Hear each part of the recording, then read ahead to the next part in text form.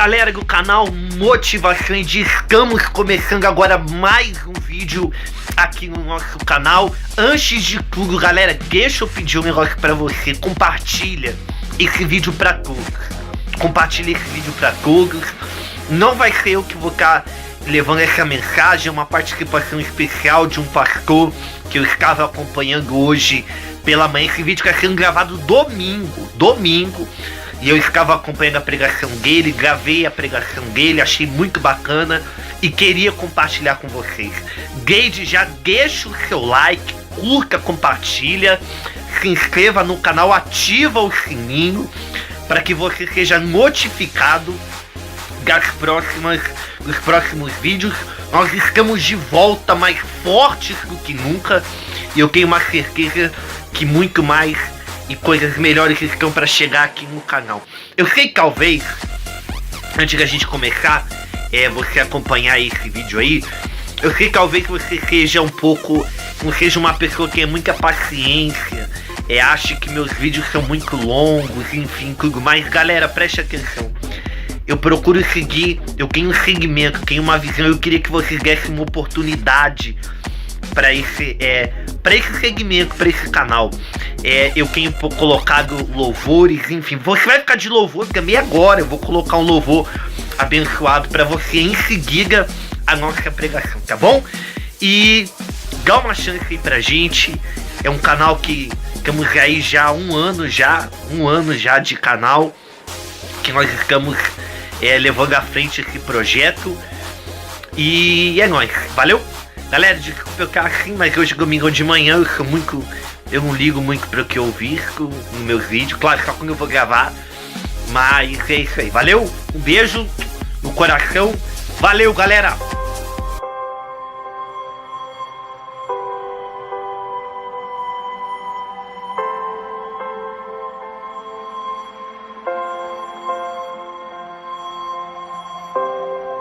O universo chora, o sol se apagou. Ali estava morto o Salvador. Seu corpo lá na cruz, seu sangue derramou. O peso do pecado ele levou.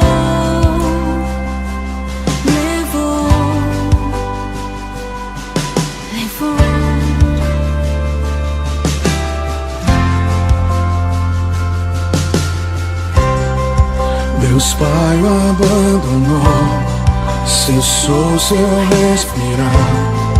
Em trevas se encontrou o Filho. A guerra começou, a morte enfrentou.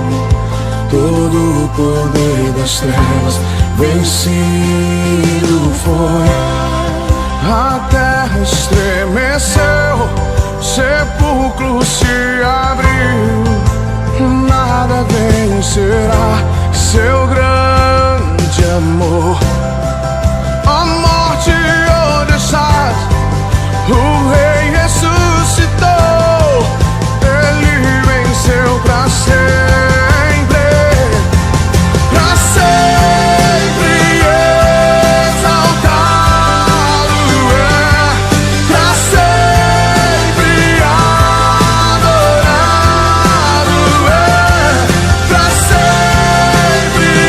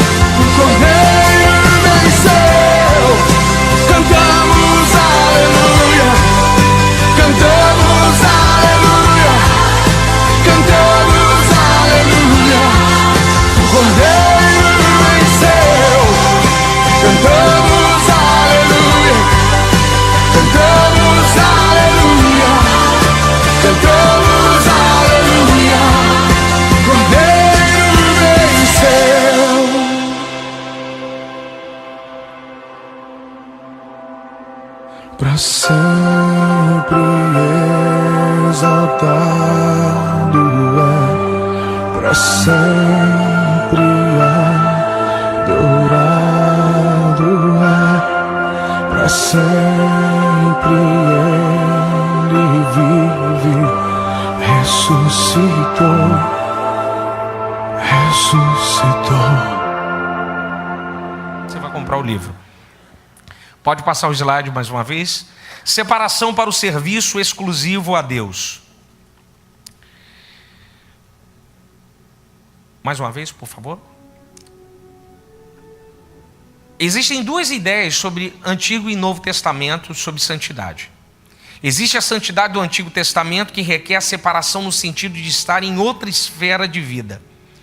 A santidade do Antigo Testamento era uma ideia de monoteísmo radical. O camarada, ele tinha que até o kasher dele era diferente, a comida dele era diferente, a maneira de se vestir era diferente, porque como eles viviam em regiões extremamente politeístas, aquela região cananeia, muitos povos, muita idolatria, Baal, Astarote, Moloque, uma série de deuses e divindades. Quando Israel estava lá no meio, Israel adorava um único Deus. Todos os deuses tinham imagem, Israel não tinha. Eles andavam com um tipo de roupa, Israel andava com outra. A comida deles era carne sacrificada, Israel tinha uma comida separada. Ou seja, a santidade deles era no sentido de estar em outra esfera de vida. Ou seja, eles andavam ali a ponto de quem estava de fora percebia, é judeu. Aí você tem a aliança, né, que é a circuncisão. Então eles tinham um estilo de vida que eles ficavam se transformando por fora, a gente vai ver mais à frente, para depois transformar por dentro. Tem até um costume que os pregadores utilizam, quem fala sobre isso, que foi mais fácil tirar o Egito, tirar o povo do Egito, do que tirar. Por quê? Mais de 4 séculos dentro do Egito, a cultura egípcia entranhou de tal forma que eles absorveram e sentiram falta da cebola, do pepino, das comidas egípcias. Ou seja, o organismo deles estava condicionado a um modo de viver egípcio. Então o que ele precisa fazer? Deus precisa arrancar o Egito do povo para dizer assim: vocês não são Egito, vocês são hebreus, vocês são peregrinos, vocês são aqueles que caminham, vocês são diferentes deles. Então Deus precisava tirar. E como? Data, kasher, roupa, maneira de adoração, maneira de ver. Por exemplo, tem uma curiosidade muito boa, meu amigo pastor Miguel Ângelo, muito boa. Quando o tabernáculo foi feito, a porta do tabernáculo ela tinha que ficar numa posição que quando o sacerdote entrasse, o sol tinha que estar nas costas. Eles colocaram a posição do tabernáculo, é um negócio brilhante, brilhante. O tabernáculo não podia estar de frente quando o sacerdote entrasse, o sol estivesse de frente. Por quê? O sol é uma divindade egípcia. E quando o tabernáculo foi feito, o sol tinha que ficar atrás. O que era isso que ele estava ensinando do povo? A partir de agora, a idolatria ficou para trás e vocês só têm que olhar para mim. Ou seja, através de posições de tabernáculo, ele precisava mudar todo o estilo de vida da pessoa. Isso é a ideia do Antigo Testamento. E o Novo? O cristão santificado está acima da esfera do mundo. Aqui eu quero ilustrar com um texto, você pode abrir, Mateus capítulo 5, verso de número 8, no Sermão da Montanha, a maior pregação de Jesus Cristo do Novo Testamento. Ele vai falar algo interessante a respeito disso. Ele vai dizer assim, né? Bem-aventurados limpos de coração, porque eles verão a Deus. Bem-aventurados limpos de coração, porque eles verão a Deus. Dr. Martin Lloyd Jones, na sua obra O Sermão da Montanha, acompanha o pensamento de Martim Lutero sobre o Sermão da Montanha, falando sobre coração iludido. Tanto Lloyd Jones acompanha, é lógico que ele acompanha o Lutero, e ele diz algo interessante, Dr. Martin Lloyd Jones. Ele fala o seguinte, que a ideia de coração iludido é aquela pessoa que não se encanta com as coisas do mundo. O coração dele não anda iludido por beleza do mundo. o coração dele está limpo com as coisas para Deus. Aí deixa eu indicar mais um, que eu fiz o link quando eu li um e depois a gente lembra do outro. René Girard, um antropólogo muito famoso, do livro da editora Jean Piaget, tem um livro chamado Eu Via Satanás Cair do Céu como um Raio. Livro muito bom. Eu Via Satanás Cair do Céu como um Raio. O Girard trabalha da seguinte forma. Ele diz o seguinte, que os homens absorveram algo de Satã, e ele usa um termo técnico dele chamado desejo mimético. O que ele faz? A pessoa coloca a sua vida olhando para outra, dizendo assim, a outra é feliz porque ela tem carro importado, então ela se endivida, compra um carro importado. A outra é feliz porque ela mora naquele lugar, ela troca de vida, arruma dívida para morar naquele lugar. Ela copia um modo de vestir para tentar obter aquela satisfação que a outra pessoa tem. Tem um outro livro brasileiro que é mais famoso, O Mito da Grama Mais Verde. Esse é mais famoso.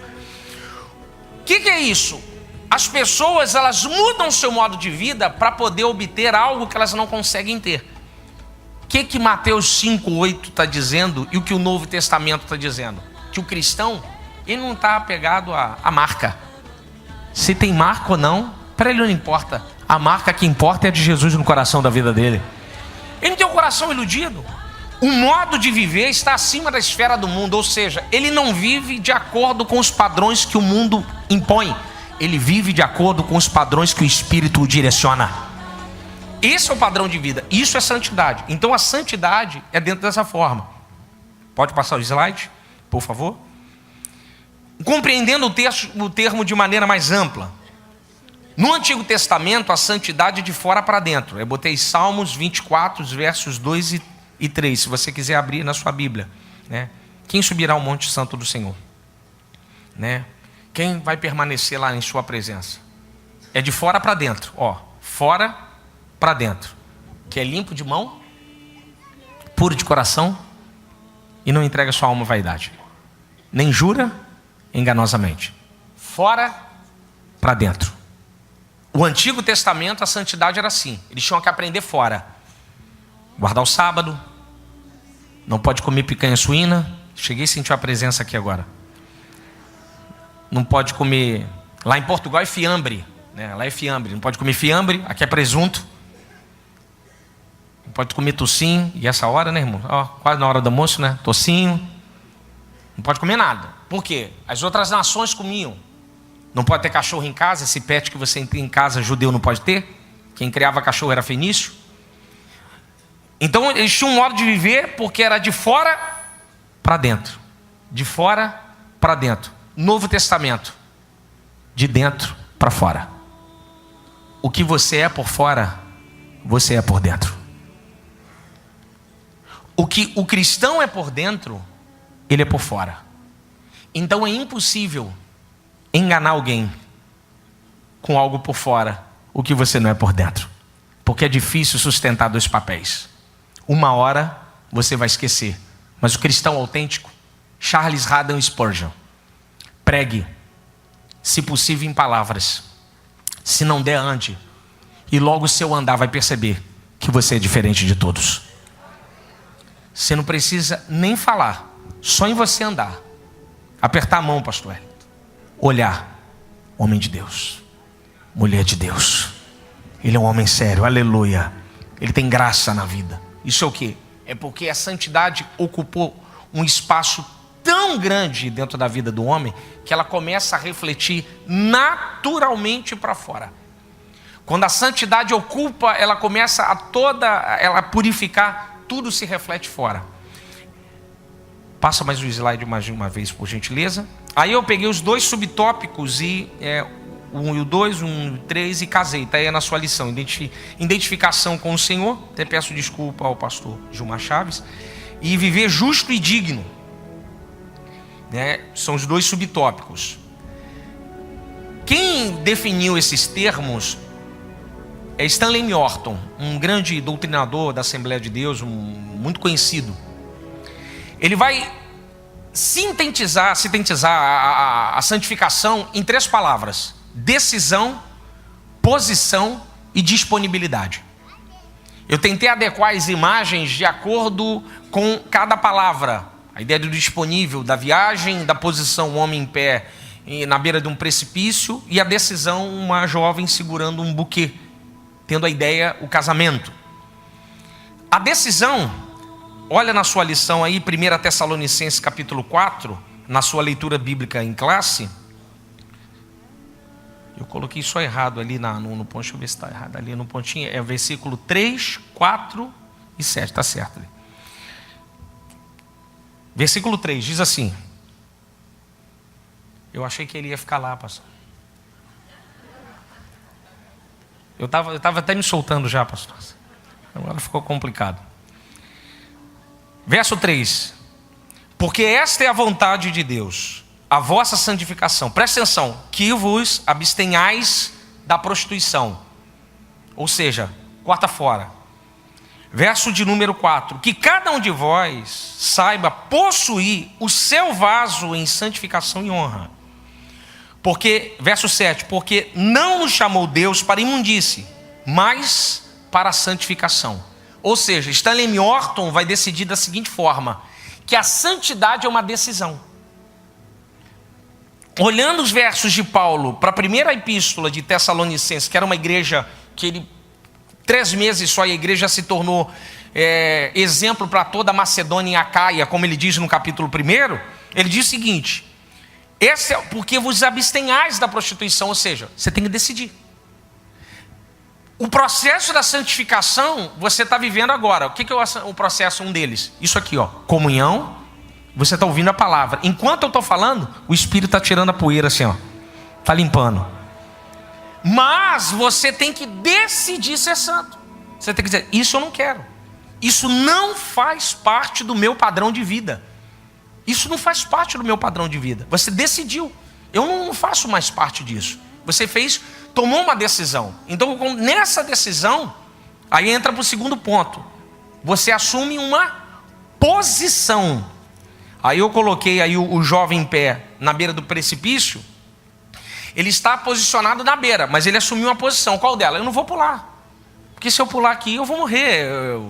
Não é lógico, eu amo a minha vida, então eu tenho uma posição.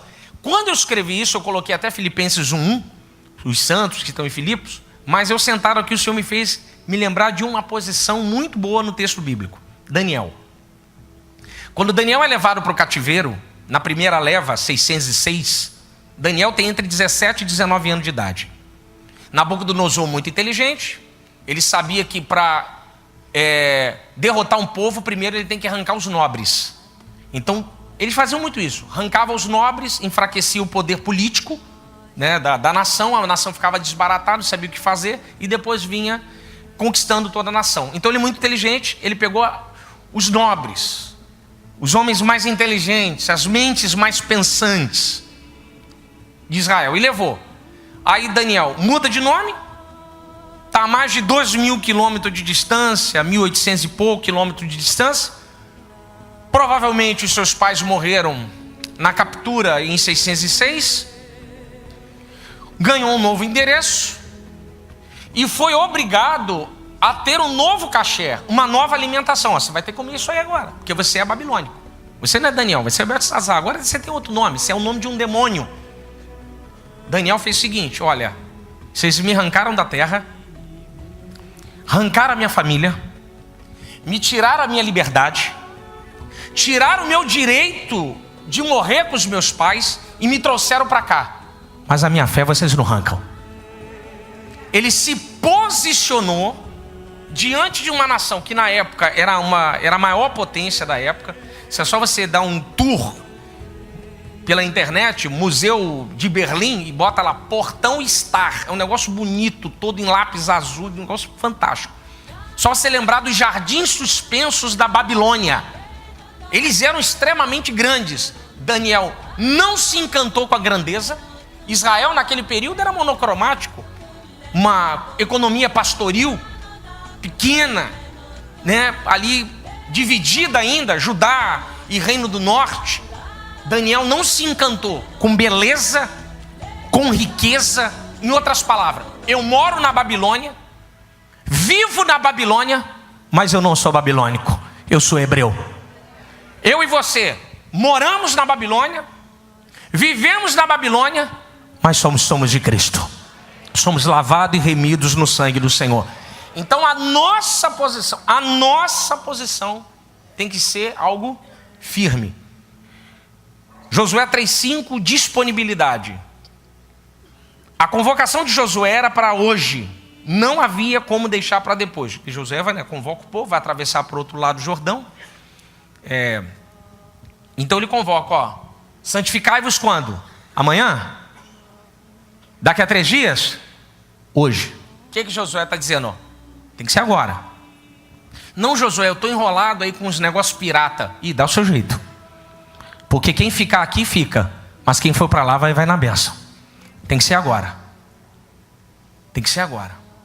Se livra dos deuses estranhos.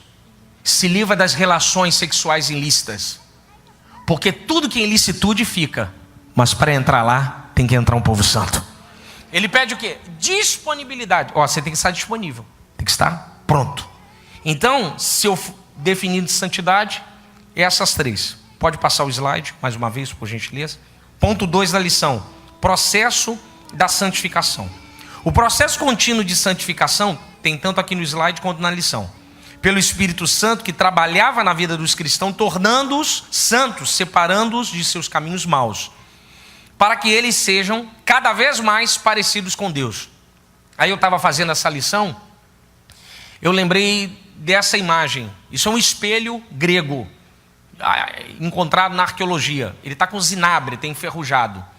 Mas quando eles poliam, isso aí ficava algo assim, as pessoas conseguiam enxergar. Paulo vai falar isso, abra sua Bíblia, 2 Coríntios 3,18. 2 Coríntios 3,18.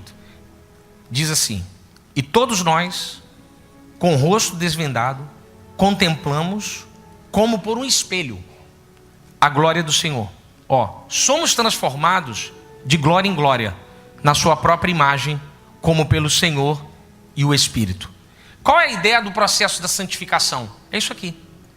Eu e você estávamos enferrujados, com zinabre. Não refletíamos nada.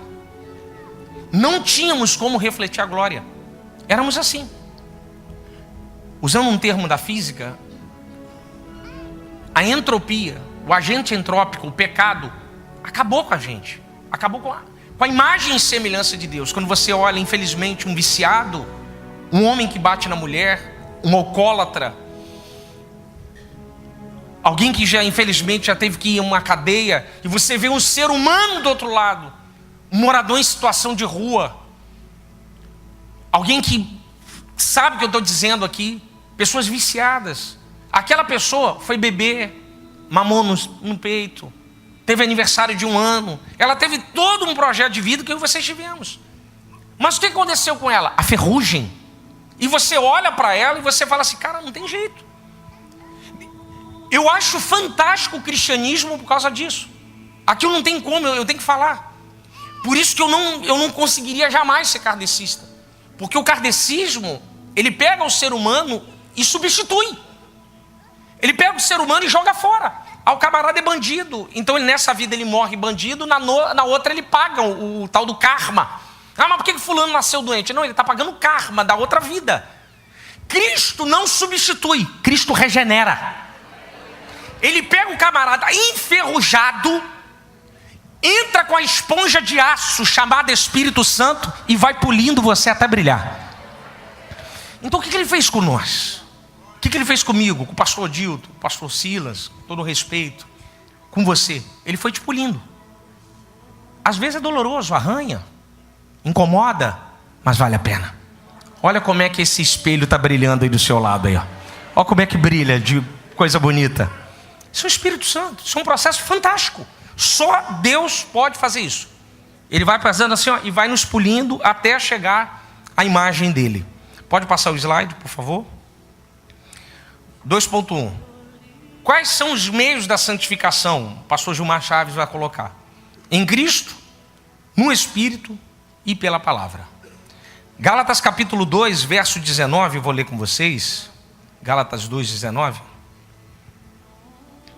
Gálatas capítulo 2, 19. 2,19. Porque eu, mediante a própria lei, morri para a lei, a fim de viver para Deus. Estou crucificado com Cristo. Logo, já não sou eu quem vive em mim, mas Cristo vive em mim. Esse viver que agora tenho na carne, vivo pela fé no Filho de Deus, que me amou e a si mesmo se entregou por mim. Um dos grandes processos da santificação em Cristo é você estar em Cristo. Ou seja, eu e você estamos em Cristo. Então o processo está acontecendo. Outro processo, no Espírito. Aqui eu coloquei o texto da quinta-feira à noite, no Getsemane, quando Jesus está lá e Jesus vai orar. Ele manda então Pedro orar para que não caia em tentação. O processo da oração, a oração é um processo da santificação. Enquanto mais perto de Deus, mais santos somos. Enquanto mais distante da sua presença, mais ferrugem teremos. Por isso é importante a oração. E a oração, esse Deus que a gente ora, é um Deus fantástico. Porque quando você fala com Ele, quando você ora a Deus, você ora em qualquer lugar. No açougue, no carro, fila de supermercado, fazendo arroz, andando no trânsito. Enquanto todas as religiões, o budismo tem que ir no Ashere, aí para ver o Nirvana, que não é a banda, é um negócio lá que eles chamam lá de não sei o que é. Aí você tem que ir lá. Os islâmicos, aonde para, puxa o tapetinho, dobra e o joelho. Aí tem que orar em direção a Meca, né? Tem uns hotéis lá em Dubai lá que diz que você muda a posição para Meca, porque se você orar olhando para o outro lado, a oração pode cair na casa de Jorginho e dar uma confusão danada. Então você tem que orar olhando para Meca, tem que ser para Meca. Olha a dificuldade para falar com Alá. Lava o pescoço e o antebraço 3 vezes para você entrar na presença de Alá, para você falar com Ele e com Deus. Você pode estar tomando banho, você pode estar no hospital, você pode estar no trânsito, você pode estar na rua, você pode estar no mercado. Aonde tiver um adorador, aonde tiver um joelho dobrado, aonde tiver uma mão levantada, aonde tiver alguém falando, eu falo com ele, ele fala comigo, eu falo com ele, ele fala comigo. Aleluia.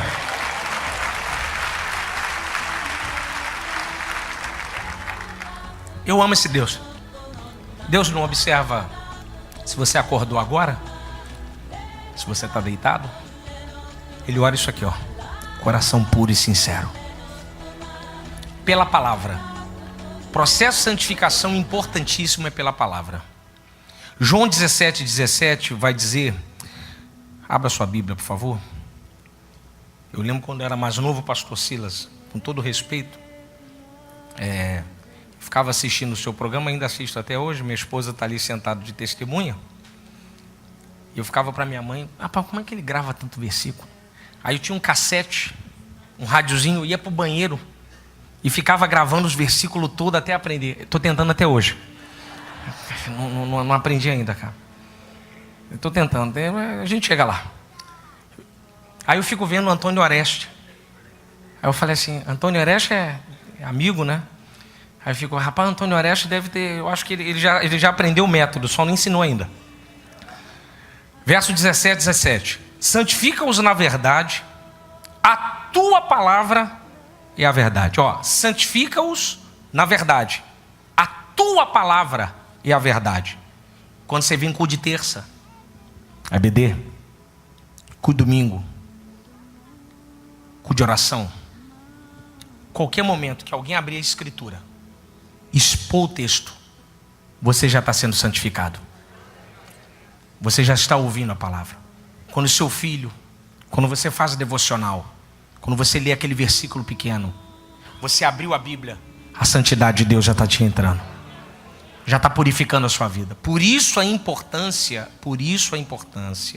de você participar de cultos que tem a palavra, de ouvir a palavra de Deus. Pode passar o slide mais uma vez? 2.2. A Bíblia não fala de perfeição como ausência absoluta de pecados. A palavra perfeito é usada em referência a uma pessoa que é idônea, sã e íntegra. Entretanto, devem os cristãos buscar a perfeição, pois os salvos formam uma comunidade que está moral e não está moral e espiritualmente estagnada, ou seja, a gente não está parado, nós estamos em um processo de elevação. Se eventualmente assim estiver, aproxima-se do seu fim, ou seja, isso aqui, aperfeiçoamento, jornada de educação, o Senapev. O Senapev eu vi um ano passado, choveu demais o Senapev, Slavec, Fogo para o Brasil. Qualquer evento, irmão, que tenha palavra, isso é aperfeiçoamento, isso é ferramenta. Você está recebendo ferramentas para melhorar a sua vida espiritual e física, moral, intelectual, uma série de coisas. Ou seja, você tem que estar sempre envolvido com esse processo. Mais uma vez o slide.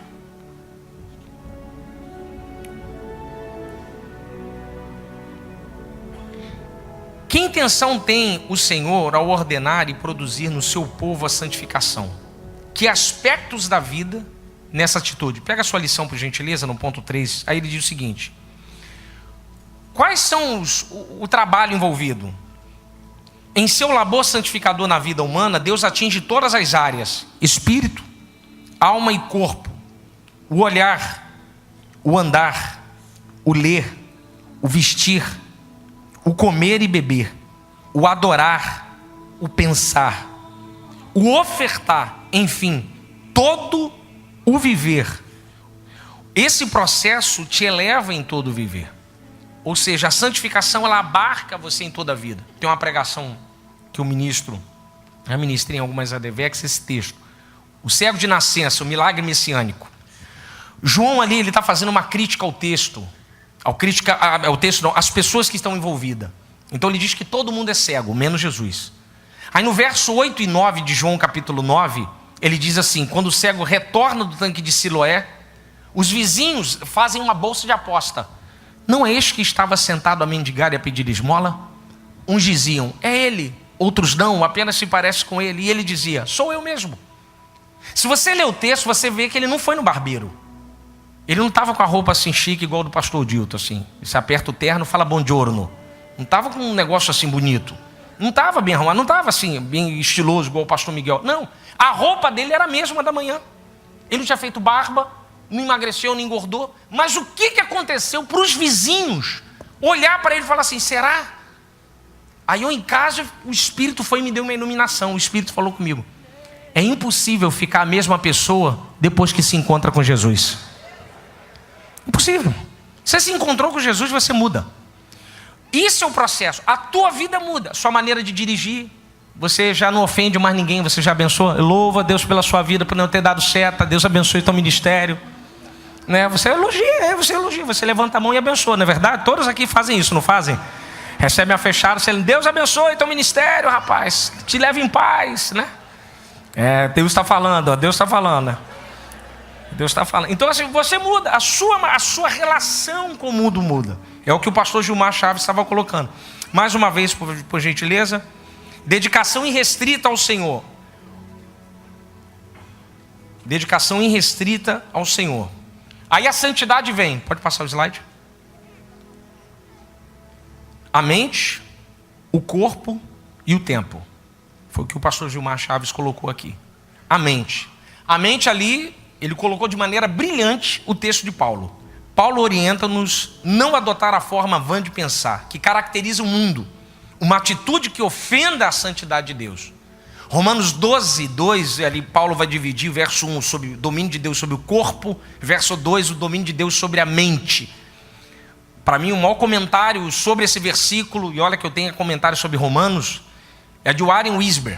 Wiersbe diz: se o mundo controla a nossa mente, nós somos conformados. Mas se Deus controla a nossa mente, nós somos transformados. Para mim, é o melhor comentário de todos sobre Romanos é isso. Ou seja, a santidade de Deus na mente. A santidade de Deus no corpo. Romanos 12, 1. Aí é o Dr. Martin Lloyd Jones falando. Por que o sacrifício em Romanos 12 diz que é o sacrifício vivo? Você sacrificava a vítima, literalmente, né? Degolava lá a ovelha, o cordeiro, e ele queimava no altar. Mas Paulo diz que o sacrifício é vivo. Aí Lloyd Jones diz: porque no Antigo Testamento o povo era altar, mas no Novo Testamento nós somos a oferta. E como somos a oferta, o que arde no altar é o fogo do Espírito. E só sente o fogo do Espírito quem é vivo.